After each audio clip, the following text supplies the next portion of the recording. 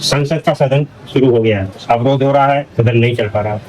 क्या खास मुद्दे हैं समाजवादी का, क्या उसमें रोल है? देखिए, लगभग एक हफ्ता हो चुका, बीत चुका सदन चलते हुए। इस एक हफ्ते में कई सारी ऐसी गतिविधियां हुई जिसपे सरकार के कामकाज पे सवाल या निशान खड़ा होता है। इस देश में जहां कल समाजवादी पार्टी ने, बदायूं में, बरेली में मैंने जहां आरक्षण स्तंभ संविधान दिवस मनाने का काम किया, वही सवाल इस पूरे हफ्ते हम लोगों ने ये जानना चाहा कि जो बिहार के चुनाव में चुनाव आयोग की तरफ से 51 लाख लोगों के वोट काटने की बात की जा रही है, क्या ये वोट टू राइट जो संविधान में अधिकार हर व्यक्ति को दिया जाता है, क्या ये उसका हनन नहीं है? उसके साथ साथ हम लोगों ने पूरे इंडिया ब्लॉक में लोकसभा के अंदर पुरजोर तरीके से आवाज उठाने का काम, और जो ये बेईमानी हो रही है जिसके द्वारा भारतीय जनता पार्टी बेईमानी से चुनाव जीतने का प्रयास कर रही है, उसके लिए हम लोगों ने प्रदर्शन करने का काम किया। आने वाले समय में भी हम लोगों का प्रयास है उत्तर प्रदेश के अंदर, खास करके जो स्कूल के मर्जर्स की बात हो रही है उसको लेकर भी हम लोग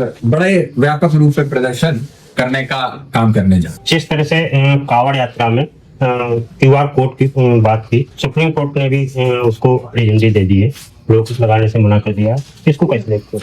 देखिए, ये सब कहीं ना कहीं भाईचारे को खत्म करने का प्रयास। मैं आपके माध्यम से आपके श्रोताओं से, जनता से पूछना चाहता हूं, क्या हमें, आपको याद है 2014 या 2012 से पहले कोई भी ऐसी घटना कांवड़ यात्रा में होती थी? कहीं भी कोई सुनाई, ये घटना भी सुनाई देती होगी हम लोगों को कि कांवड़ यात्रा में ऐसी घटना हुई, मारपीट हुई? ये सब 2014 के बाद ही क्यों हो रहा है? सीधी बात है कि सरकार इन चीजों को आगे बढ़ाने का, इन चीजों को उठाने का काम करती है। उसकी राजनीति विकास की राजनीति नहीं, उसकी जाति धर्म के आधार पर लोगों को लड़ाना भारतीय जनता पार्टी का एजेंडा रहा है। वही समाजवादी पार्टी समय समय पर इसका विरोध करती रही है, पूर्व में भी और आने वाले समय में भी हम लोग विरोध करेंगे। और जहां तक कोर्ट के फैसले का, कोर्ट का हम सम्मान करते हैं, लेकिन एक इस वजह से, एक पेशे की वजह से, क्योंकि पहले भी मुसलमान लोगों ने कावड़ों का स्वागत किया है, कावड़िए जो आते थे उनका स्वागत करते थे, सत्कार करते थे, उनको खाना पानी सब देने का काम करते थे, तो वो तो एक सभ्यता थी। लेकिन आज उस सभ्यता को खत्म किया जा रहा है। तो मैं यही कहना चाहूंगा कि कावड़ के नाम पर भारतीय जनता पार्टी जो जाति धर्म का भेदभाव फैलाने का काम कर रही है, उसको रोकने का काम समाजवादी पार्टी निश्चित तौर पर करेगी। अनिरुद्धाचार्य ने जिस तरह का महिलाओं को बयान दिया है, उसको आप कैसे? देखिए, कोई आचार्य नहीं है, कोई ऐसे नहीं। ये सभी लोग, और इन लोगों को हमारे धार्मिक ग्रंथों का कितना ज्ञान है ये आपने देख लिया।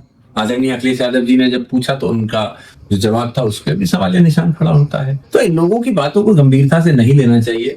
और जो बात उन्होंने कही आपत्तिजनक, एक महिला के लिए, एक माँ के लिए, एक बेटी, एक बहन के लिए, पूरी मातृशक्ति के लिए, मैं तो कहता हूं विमेन राइट्स के लिए जो लोग खड़े होते हैं, महिलाओं के लिए जो खड़े होते हैं, जो संगठन खड़े होते हैं, वो कहाँ है आज संगठन? क्यों नहीं वो इनके ऊपर केस करते हैं? क्यों नहीं इनसे जवाब मांगते, माफी मांगने के लिए कहा जाता है? भाई, हजारों लोगों के सामने जिस तरीके की टिप्पणी एक महिला को लेकर के उन्होंने की, क्या ये किसी भी सभ्य समाज में स्वीकारी जा सकती है? और वो तो भगवान जिस मंच पे हो, जिस मंच से धार्मिक बातों का बातें कही जा रही हो, वहां उस मंच से अगर ऐसी बात की जाती है तो ये तो हमारे धर्म के लिए भी बड़ा शर्मसार करने वाली बात हो जाती है कि हमारे मंचों से, जहां हम अपने भगवान को पूछते हैं, वहां पे ऐसे लोग, धर्मगुरु जिनको हम कहने का काम करते हैं, जो धर्मगुरु होते नहीं होते वो तो बात की बात है, लेकिन उनको अगर हम लोग ऐसा टैग देते हैं और वो अगर ऐसी बात करते हैं तो दुख होता है कि हमारा देश और सभ्यता को कहां ले जाने का काम किया जाए। अखिलेश जी ने कहा है कि हम शिक्षा का अधिकार छीनने नहीं देंगे, इसके लिए क्या कुछ करने जा रहे हैं? मैंने जैसा कहा, पूरे प्रदेश भर में व्यापक रूप से प्रदर्शन, ज्ञापन देने का काम और प्रयास किया जाएगा। क्योंकि देखिए, अगर आप, हमने भी लिस्ट मांगी है बदायूं के अंदर जितने भी मर्जर हुए स्कूल्स के, और हम लोग बैठ के इस चीज को देखेंगे भी कि जो हमें दिख रहा है कि कहीं ना कहीं मर्जर के नाम पे, खास करके जो पीडीए का नारा हम लोगों ने दिया, उन पीडीए के ही लोगों को राइट टू एजुकेशन से वंचित रखने का प्रयास तो नहीं किया जा रहा है। जितने स्कूल बंद हो रहे हैं, अगर आप भी, मैं पत्रकार बंधुओं से आपसे कहूंगा, आप भी इसकी रिपोर्टिंग करें और इस बात को देखें कि वो स्कूल जो मर्जर हो रहे हैं वो वही के क्यों हैं जहां पे पिछड़े समाज के लोग आते हैं, वही स्कूल क्यों हैं जो कहीं ना कहीं पीडीए या समाजवादी पार्टी का सहयोग करते हैं। तो ये भी कहीं ना कहीं हम लोगों को एक मुहिम दिखाई देती है कि अगर पिछड़े लोगों को नहीं पढ़ने दोगे, शिक्षित नहीं होने दोगे, तो उनका वोट का भी कोई फर्क नहीं पड़ेगा। इसीलिए कहीं ना कहीं मैं समझता हूँ समाज में ऐसी चीजें की जा रही है। हाँ, हाल ही में एक स्कूल गिरा है जिसमें कई मौतें हुई हैं। उत्तर प्रदेश में भी आज तमाम ऐसे सरकारी स्कूल हैं जो जर्जर हालत में हैं, और कहीं कहीं तो 3 साइड में स्कूल चल रहे हैं। देखिए, शिक्षा की बहुत बुरी स्थिति है प्रदेश ही नहीं, देश भर के अंदर, ये हमारे आपसे नहीं छूट। लेकिन शिक्षा देना भी हर व्यक्ति को, हर आखिरी व्यक्ति को शिक्षा देना भी हमारा आपका दायित्व होता है, सरकार का दायित्व होता है। ऐसे में सरकार को प्रयास करना चाहिए सही इंफ्रास्ट्रक्चर हम लोग उन लोगों को मुहैया करा सके, लेकिन अगर इंफ्रास्ट्रक्चर नहीं दे पा रहे तो सही एजुकेशन हम लोग दे सके। वही जहाँ ऐसी घटनाएं होती हैं जहाँ पे सरकारी बिल्डरों की जर्जर स्थिति में बच्चों को उसके अंदर बैठाया जाता है, पढ़ाया जाता है, ऐसे में सरकार से पूछना चाहिए कि हम जो लाखों करोड़ों का फंड एजुकेशन के नाम पे खर्च कर रहे हैं, कहाँ जा रहा है वो पैसा? कौन वो ठेकेदार है जो एक बिल्डिंग बनाता है और 4 साल के अंदर वो बिल्डिंग खत्म हो जाती है, जर्जर स्थिति में आ जाती है? तो ऐसे में उन लोगों को भी दंडित करना चाहिए, उन लोगों को भी दंडित करना चाहिए जो इन बच्चों, छोटे छोटे मासूम बच्चों की जान के साथ ऐसा खिलवाड़ कर रहे हैं। जो केदारनाथ में जो मंदिर बना हुआ है उसको लेकर अखिलेश यादव जी ने इटावा में मंदिर बनवाया है, उसको लेकर कई बयानबाजियां हो रही हैं।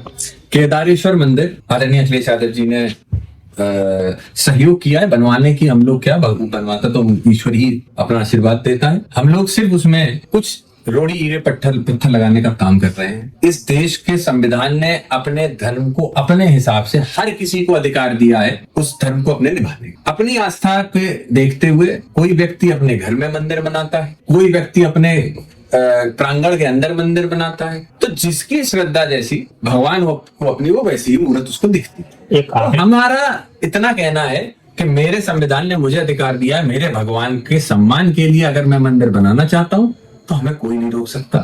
ये सिर्फ वो कुछ लोग हैं जो भगवान के नाम पे राजनीति करना पसंद करते हैं और राजनीति उनकी भगवान के धर्म के नाम पे चलती है, वही लोग इन मुद्दों को उठाने का काम करते हैं। एक आखिरी सवाल है, आप चुनाव जीते हैं बधाई से जी, यहाँ की जनता ने डबल इंजन की सरकार को नकारते हुए आपको चुनाव जी, आपने तमाम वादे भी किए, वो कौन सा वादा है जो अब तक आप पूरा कर? देखिए मैंने तमाम वादे की, जिसके अंदर मेडिकल कॉलेज की जो जर्जर स्थिति है उसके लिए मैंने मौजूदा सरकार और मौजूदा उप मुख्यमंत्री जी को 2-2 लेटर लिख के इसका संज्ञान दिया है। हालांकि अभी तक उस पर कोई कार्रवाई ऐसी नहीं, लेकिन प्रयास में लगातार कर रहा हूँ। बिजली को लेकर के इतनी बिजली की कमी है, पूर्ति नहीं हो पा रही, उसके लिए मैंने नए सब स्टेशन बनाए जाए, उसके लिए भी मैंने मांग उठाई है। समय समय पे लोकसभा के अंदर जो सबसे बड़ी मांग है, जो हमारे यहाँ के बदायूं के हजारों लोग दिल्ली और एनसीआर में काम करते हैं, अपनी रोजी रोटी चलाने का काम करते हैं, उनके लिए बदायूं से वाया बरेली होके ही सही, लेकिन एक ट्रेन कम से कम सरकार दे, ऐसी हमने मांग की है। आउटर रिंग रोड की हमने मांग की है। इसके अलावा जो काम धरातल पे हम कर पाए हैं उसके अंदर जो जर्जर स्थिति मौजूदा सरकार में भी सड़कों की, क्योंकि ये तो गड्ढा मुक्त कहते हैं, एक बार इनसे कह दीजिए हमारे बदायूं आ जाए, हम इन्हें दिखाते कितना गड्ढा मुक्त है इनका प्रदेश। उस गड्ढा मुक्त प्रदेश को हम गड्ढा मुक्त कर रहे हैं क्योंकि मुझे बदायूं की जनता ने सर्वोच्चतम संसद में भेजने का काम किया है। तो मैं प्रयास कर रहा हूं, जितने भी सीमित स्रोत हैं मेरे पास, उसके द्वारा सड़कों का काम हो, विद्युतीकरण बिजली के पहुंचाने का काम हो, या फिर यहाँ तक के लोगों के साथ सरकार या सरकार के नुमाइंदों द्वारा जो उत्पीड़न किया जाता है अधिकारियों द्वारा, उसमें भी लगातार फोन करके प्रयास कर उन्हें हल दिलाने का काम हम लोग कर रहे हैं और आगे भी करते रहेंगे। और अगर भगवान ने चाहा तो कई ऐसी बड़ी योजनाएं जिसके बारे में हम तैयारी कर रहे हैं, कुछ ना कुछ एक बड़ी सौगात के रूप में बदायूं को देने का मेरा भरसक प्रयास रहेगा कि अपने कार्यकाल में कुछ ना कुछ बड़ा मैं बदायूं को जरूर दे सकूं।